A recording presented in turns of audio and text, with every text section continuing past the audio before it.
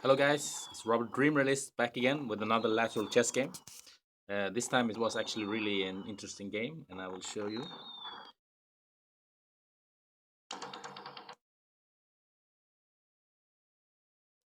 I had a good game here against an Indonesian player, Haikal Mumtaz. Yeah, he could play chess for sure.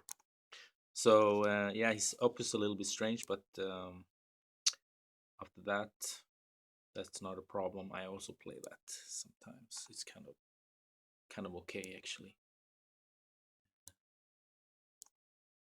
I play a little bit different now in my system. As you see, I don't push the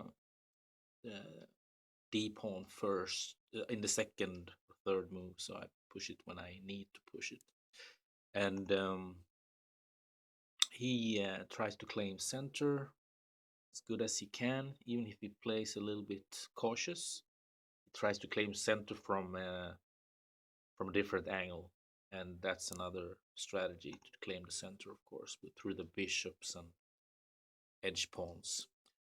He attacks my king immediately, and this is not a good move because I just get one development move. Uh, might look dangerous for me, but he doesn't have time to use this bishop diagonal against h8 rook. So he just backs up, and he has just given me an extra move. And now I move to g2, g7, sorry, and it's a defended bishop through my queen at c7. So suddenly it's I have white pieces, right? I'm claiming the center, so it's like reversed colors now.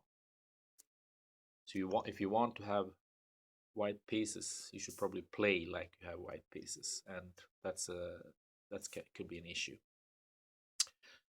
So he plays another pawn because of course he's annoyed about that he lost his tempo, and he wants to use this situation in some way, but it's not easy to use that. So he tries. That's okay. You can try, see if that's possible or not. But he goes to h5, and here I start to think, how can I get back that pawn if he moves all the way to h6? I start to realize that no, I can't get that pawn. So let's see what happens. He pushes my bishop back. It looks a little bit bad for me, but he comes here, checking again. I place my bishop in between. He moves back the bishop. Okay, yeah. But suddenly I get an attack possibility with my knight, and we have a lost pawn in action. Uh, Two attackers and one defender. And it's an important pawn because, yeah, it gives black the majority of pawns on that side, so it will of course be like a pawn attack, pawn storm there. So he can't castle either from that side. Now he attacks my pawn. I take this pawn that we have discussed all the time, and he plays c5, c4, c5, and I just develop my pieces. He's of course attacking my e5 square, which is a really important square to not lose. So he takes the d6, I take back, he pushes d4. Why does he do that? Of course, it's the same idea to weaken up the whole diagonal, bishop b2 to h8. So he's playing correct here, and now I play. This was kind of a hard move to do because it's dangerous, but at the same time I was like, okay, I can play this because you can't push the pawn to d5, because then I place my knight at f6, the d knight at f6. So yeah, I don't know. It's quite complex, but I think holds. And knight goes to e5, of course, instead. Now I realized, okay, I can. I mean, this was already calculated, but I realized that yeah, bishop to g7 is good here. Now suddenly I have normalized my my situation, and I don't have any hanging pieces or half semi hanging pieces like the bishop at h6 through the rook. So things are getting normal. He takes my bishop. Okay, I just lost great knight. So I would say that was a rookie mistake to just remove a great piece like that by himself. He checks, of course. That was his idea, but still, is that bishop really worth that much?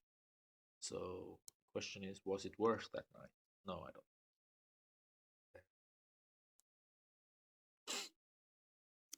So yeah, queen goes to b3, and b3 is a good diagonal to g8, especially when it actually threatens my king with a mate. But I have this move, and he has to take, and I have another move here with the queen. Uh, so he has to back up with the rook, and now I have a little bit of breathing space, and I just move back. You know, you have to claim uh, these X-ray, these diagonals towards your king. You know, so you have a strong piece threatening you. You have to use your own strong piece to threaten back, because either you get an exchange position, or or my computer thinks I should sleep. Um, or I claim that important diagonal. So that's a good. It's a good way to play chess, to always use these strong files and diagonals and make sure that you either neutralize or you take over that diagonal or that file or that rank. Is one good advice I can give you in this game.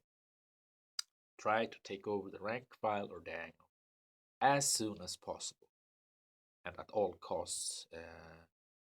I mean, not all costs, but almost all costs. Make sure it's a sound move anyway.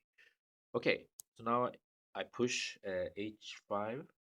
I'm not sure that is a great move because it's a little bit slow. So I am not really happy with that move. It didn't really do much for me. I should probably have played knight to b6,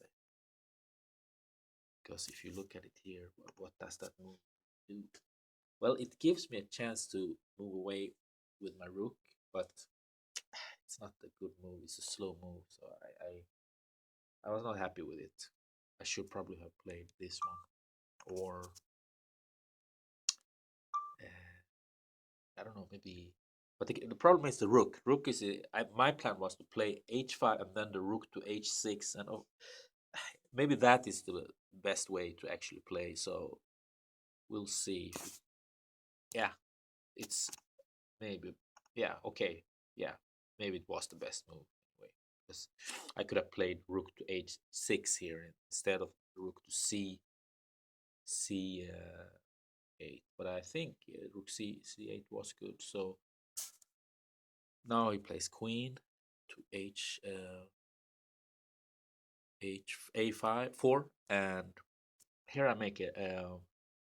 Not Yes, it was a mistake, but it was also I had some threats in my mind. So, and they were dangerous. So the question is,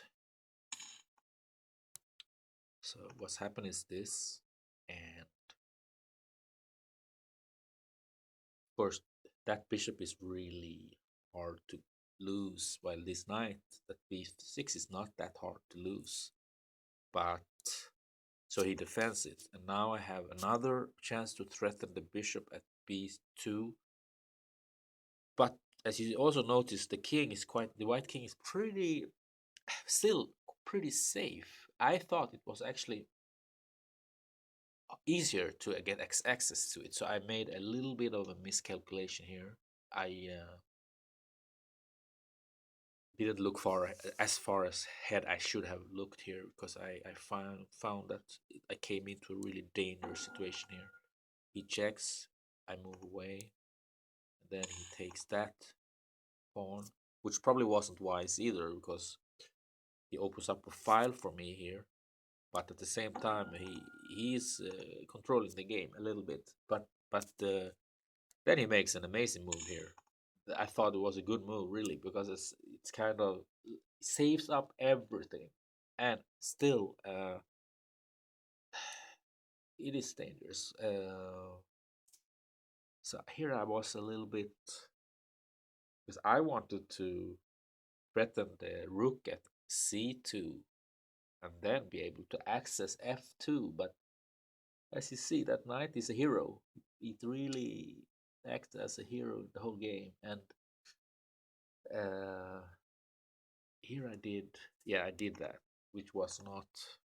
I mean, you see, I don't have any access to a check, which is really dangerous if you want to get back the initiative and you don't have an access to a check. So that was sloppy for me. He has checks. I don't have access to checks. So it's like, of course, it's he who has the initiative. So yeah, I made a. But of course, I have one access, and that's to threaten a indirect check through threatening a rook. But I don't know. You see, I did that, and he did that. So yeah, suddenly we are in a. Yeah, he will exchange pieces, and suddenly things will be neutralized and not be really fun for me because I have the pressured king, and he hasn't. So yeah, see, now suddenly everything is completely out of the water for me, and I can't win out of the window.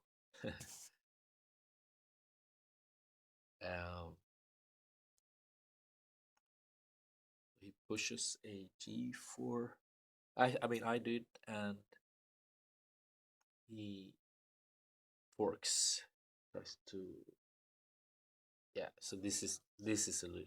First, I thought I had lost the game, almost pushing the resign button, but I'm a little tired today, so maybe why I didn't see it. But at the same time, I thought there must be something, so I stood there, was sitting there and looking at position. I was thinking, come on, there must be something, and then suddenly, of course, I see it. I mean, that was the plan the whole time, but at the same time, the knight it's not on e4 anymore, which had stopped me from thinking in that pattern. So it's like, okay. And suddenly I see that the knight moved away from e4.